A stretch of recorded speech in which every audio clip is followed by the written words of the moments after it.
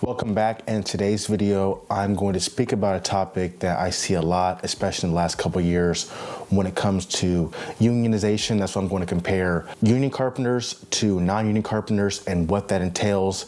I know in the comments before you go off, just watch the video. I'm going to be a lot more nuanced than you see a lot of people speak on this topic because a lot of people love to demonize one side and praise the other without showing the trade-offs. Like Thomas Sowell said, there are no perfect solutions, there are only trade-offs, and you only hope to get the best outcome for yourself. So if one of these selections is better for you, then I'll go that way. I don't think that everything works for everybody, and to try to put people in a box is the worst case scenario. So I'm gonna go over what are some of the benefits of both sides, union and non-union, and what are some of the cons on both sides also. So hope you guys enjoy. Let's get into it. So let's begin by talking about what is a union job and what is a non-union job. A lot of times union jobs are going to be commercial jobs, big scale, big budget, a longer time frame, and non-union jobs are going to be, contracted out. Maybe they have a certain part of a union job, but they are not going to encompass the whole thing, or it's a lot of times it's going to be residential. It's going to be building houses, quick turnover time, a lot of hours.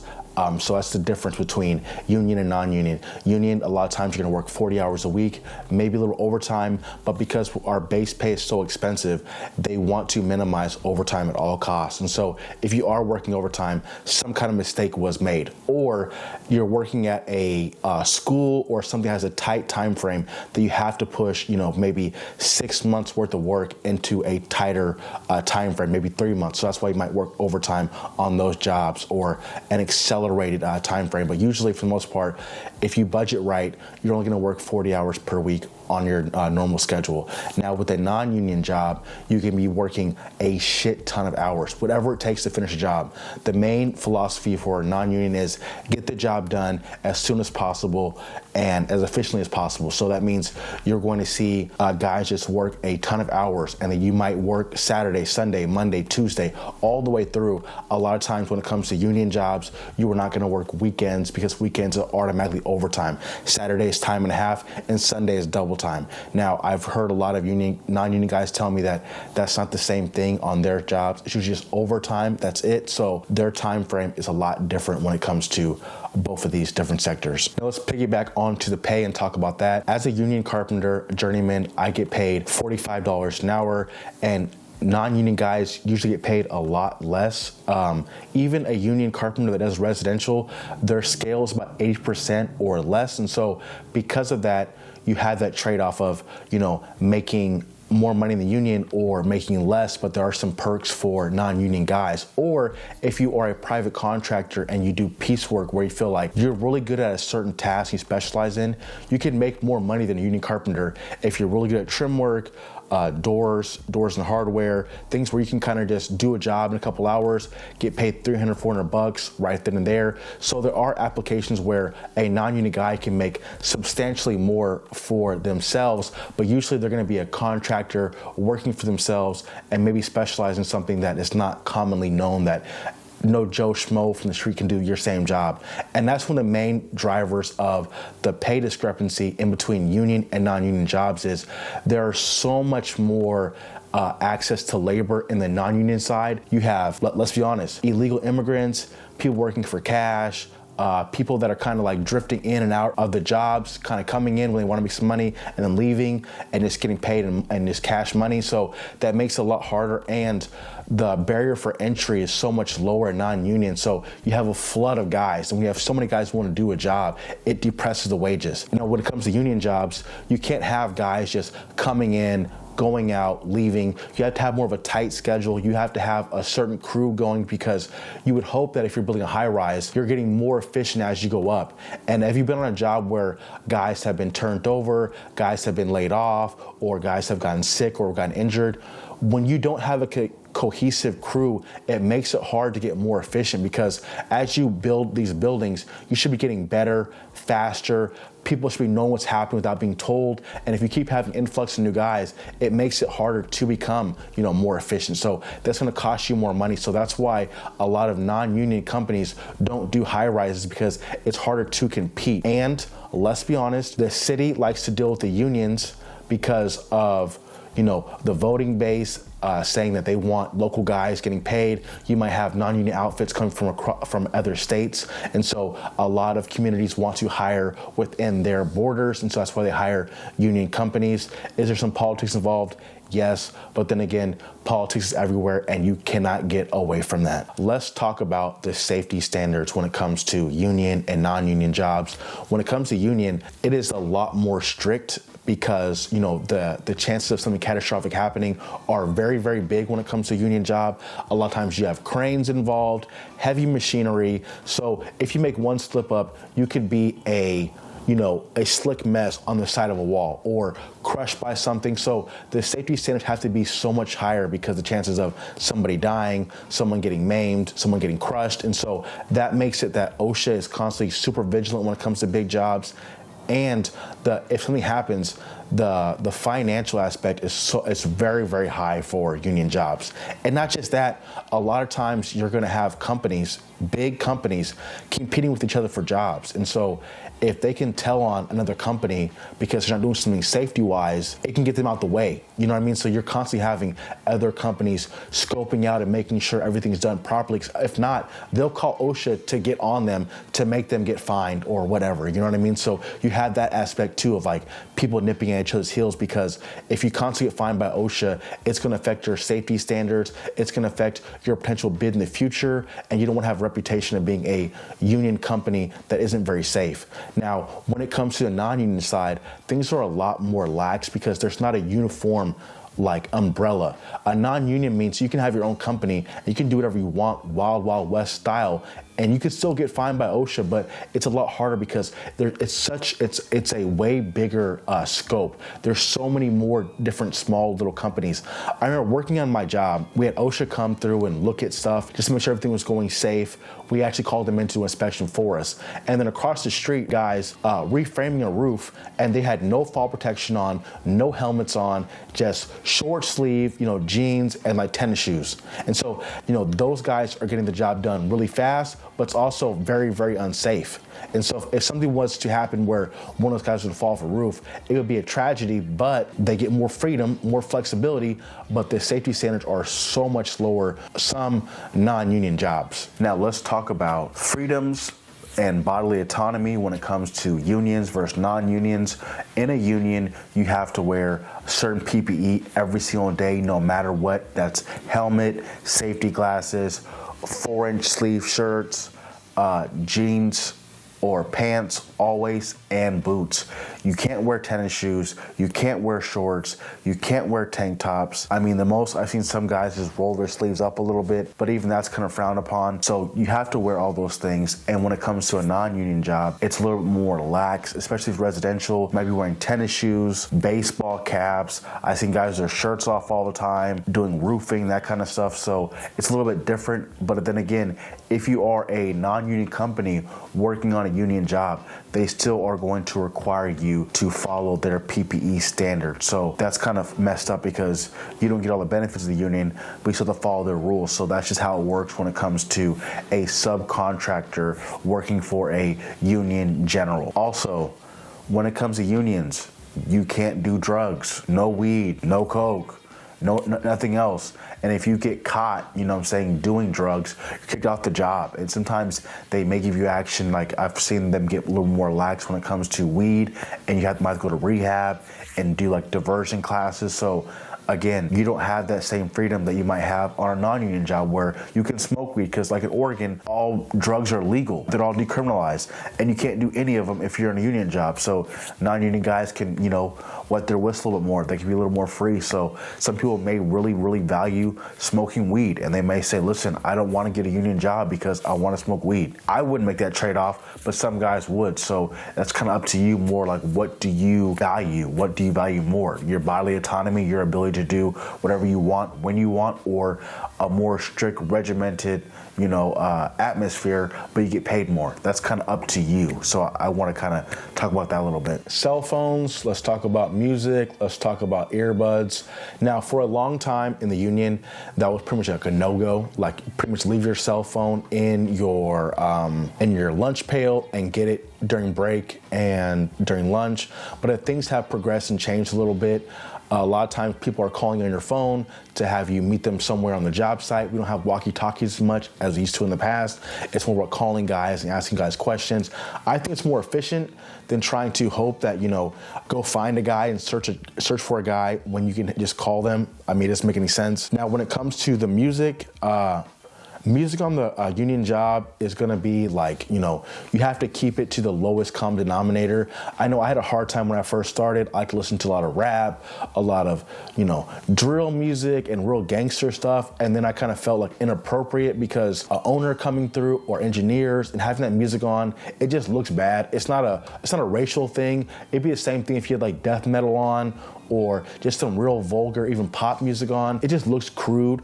And so a lot of times people can keep it to one earbud. As long as you are doing something where you're not needed your full undivided attention, as far as like a crane flying overhead, if you're doing something underneath and you have your helmet on, a lot of times they'll allow you to have one earbud in, only one. And if someone's speaking to you, they have to be able to respond back without having any kind of delay. So if you can work that out, it's a great thing. But a lot of times, depending on the job, you're not gonna have the ability to wear headphones or have the music really loud. Like if you are doing a crane pick or you're doing maybe flying tables, you have to have communication and be able to speak to people without being interfered with the music. So music works in some aspects, but not in all, and that's kind of how the union works. Now for non-union guys, a lot of times they're gonna be doing like drywall, framing. You don't need to have like constant communication. A lot of guys know what they're doing already, so you have the music blasting. You might have a cut guy just yelling at numbers. He knows what those numbers mean. They're getting things done. So it's a lot more lax when it comes to that. I've seen a lot of guys wearing 2 earbuds, especially if you're doing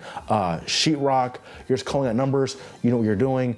If you're doing caulking, if you're doing trim work, for doors and hardware, all those kind of things, you don't really need undivided attention on the job itself. You can kind of go about your project, especially when you're getting more towards the finish aspect of the job, where the chances of you getting maimed or hurt because of something catastrophic happening, it lessens a lot, especially when the job is almost done. So you'll see a lot of guys with 2 headphones in, just jamming out, doing their own thing, maybe listening to Joe Rogan podcasts. And so that's one of the benefits of being a non-union job, especially when it comes towards the later parts where you can kind of, do your own thing and not really worry about anybody else. You can be more like single-minded, not to worry about as a team as much. One of the biggest things that get told about unions is people think that they're really lazy workers. A lot of times people will walk by a job site and see a guy standing around and think like, hey man, I wish I could get paid X amount of dollars, like not do anything. And I think some of that's valid because sometimes there are certain things where you may be waiting for a truck and you have to spot them. So you have to stand there until a truck comes, because you can't be in the middle of a task and not be there when the truck comes, because you may be in traffic or there may be other time stipulations on there, so you can't wait. So sometimes you are going to be standing around. When you fly tables sometimes, because it's so dangerous, if a table falls and crush somebody and potentially kill them, you have to be a spotter and watch constantly. Okay, you guys can come through now. Okay, wait. I see tables flying by, stay across the street, don't come over here. So a pedestrian might walk by and see that and think, well, that guy's been standing there for 3 hours. What is he actually doing? Well, he's actually trying to save some people's lives by, keeping guys out of the way. And so you may see that and perceive certain things, but sometimes it's not the case. And so you kind of have to weigh, what are you seeing based on what's actually happening? And I think that's a huge thing when it comes to union work. A lot of times there are safety requirements and regulations that make the jobs take a lot longer. You have to do a lot more safety meetings, a lot more pre-task planning, because again, these all are in place because someone got maimed or killed or injured on a job. These rules don't come out of the ether. These rules don't come out of nowhere. Somebody had to lose life and limb for these requirements to be in place now. And so a lot of guys may look at that and say, well, I don't understand why this is there. Well, you weren't there when someone got killed. You weren't there when someone got crushed. And so because you weren't there, you don't respect it the same way. But if you were to be the person that's on the other end of a crane lift crushing you, a fire starting in a building because someone had a hot work and then they just left, and then they didn't make sure that they gave that hour time to see if things would spark off, catastrophic things happen, and we don't really respect it because they happen so seldomly. But at the same time, these rules are there for a reason. Now let's talk about dues. I pay about $75 per week and $30 more per month, and so overall it's about $330 per month in union dues, and that is not that bad in comparison, especially when on average I make double the wages of a non-union guy that's just a basic level journeyman. So I think the trade-off is worth it. Now, do some of those dues go towards political things that I might not agree with? Yeah, but then again, I don't agree with everything anybody has to say, so I take that with a grain of salt. I treat the union the same way I treat people going to a certain church or a certain club, maybe the NRA. All these groups have their own interests, and they try to do their membership the best they possibly can. I just care about having a decent wage and decent benefits. And if the union can do that, then I'm all for it. And if they didn't meet those requirements, then I probably wouldn't be in a union. So I don't look at it as something like sacred or like it's angelic, it's perfect. Unions can do things that are corrupt. Unions can do things that are beneficial. The same thing with a non-union company. If a lot of these companies could, they would pay you nothing. You know what I'm saying? A lot of these non-union companies deal with a lot of illegal immigrants. And I don't think as a union worker, I have a problem with people hiring illegal immigrants. I just care that they pay them a lot less. And so it depresses the wages. Like if you have a person who transports a large group of people to a certain state and then like pretty much makes them be their servants or makes them be like serfs for them, and then goes to jobs, and then the job contractor will pay that guy, and then he'll divvy out the money to those guys under him, but they have to pay back the fees that it came to coming to America. I think that shit's really scummy. I'm not against immigration whatsoever, but I think if people come here illegally and then now they're kind of pushed to like the bottom, like the underbelly of society where they can't benefit from society, but also they're getting taken advantage of, I think that's really, really, like I said, again, scummy. And so it makes things hard for a guy who wants to have a decent living, building houses and doing that work, because overall I've heard that residential is a lot more like pleasing. It's a lot more fulfilling, but the wages aren't there. So it's a lot tougher to be able to sustain a family and take care of yourself as a residential guy. And so you hear a lot of guys in the comment section complain about the wages, throughout the country. And Oregon, you get paid a lot more than other places. So I definitely heard like people working in, the Midwest getting paid like $13, $14 an hour to frame houses when, a lot of places now are fast food joints getting paid that same exact amount of money. So it's really hard to have a fulfilling life when you get paid that little bit of money. So the dues and the political aspect do go into that. Now, speaking about the benefits as far as like the healthcare and the retirement, we get that with the union, and so that's also a decent benefit. Like my wife has healthcare, so I'm double covered. She's also a union worker, so that's also beneficial. Now, I've heard some companies, they do pay benefits, they do pay sick time and vacation, and sometimes you're just a private contractor, you are a 1099, so all those things have to be provided for yourself. And so when that's the case, if you're not doing like luxury jobs, like really specialty, high paid money jobs, it's gonna be really hard to make it. It's kind of like Uber drivers, Lyft drivers, they are 1099, so they don't get the benefits of sick time, vacation, but they have the flexibility. So it kind of depends on, do you want the flexibility to be able to go to work when you want to, or do you want the more stricter schedule, but also get the fringe benefits also? So it's kind of up to you. Now let's talk about, are unions always good? The answer is no, absolutely not. Unions are a beneficial thing. They are something that causes tension against the owners. And so when you have a strong labor and you have a strong owner, that tension in between both of those is usually what's going to benefit the workers. If you have too strong of labor, then they're gonna pull too far, and most likely you'll see the price is too expensive and they will price themselves out of work. If the owner has too much power and they pull just the labor wherever they wanna go, you'll see really depressed wages and you'll see unsafe work environments. And so you have to have a little bit of both. But again, everything is not for every application. So if you have a small company of a couple of guys and you're building houses, where the profit margin isn't very high, if guys are demanding $50 an hour plus all these benefits, the owner will say, listen, I just can't afford to pay that.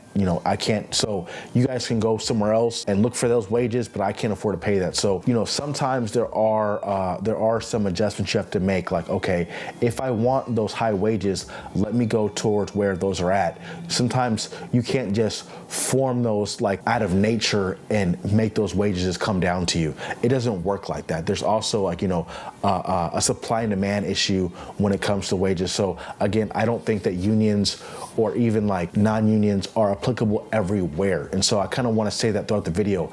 Everything is not going to work in every application. There are some drawbacks. So if you got anything from this video, realize that everything is not for everybody. And if you don't want to do it, don't do it. I hear a lot of complaints about union guys or non-union guys. If you don't want to be in a union, don't be in a union. If you don't want to, if you want to be residential, be a residential. If you want to smoke weed and the union doesn't allow you, then don't be in the union. Think that non-union guys are getting their labor suppressed by whatever, then go join a union. That's just what it is. You know what I mean? Like, don't worry about things that don't have anything to do with you. I think that's probably the best way to navigate life. If you don't like something, then don't be around it. You know what I'm saying? Limit your exposure to negativity. I think that's probably the best thing I can tell you, because if you are constantly subjecting yourself to things you don't like, you are going to make yourself a lot more angry and a lot more irritable. And I think that's just not a beneficial thing for anybody. So again, I appreciate you guys. Hope you guys learned a little bit about the certain, different drawbacks and benefits. I appreciate you guys. Talk to you guys later. See you guys next time. Peace.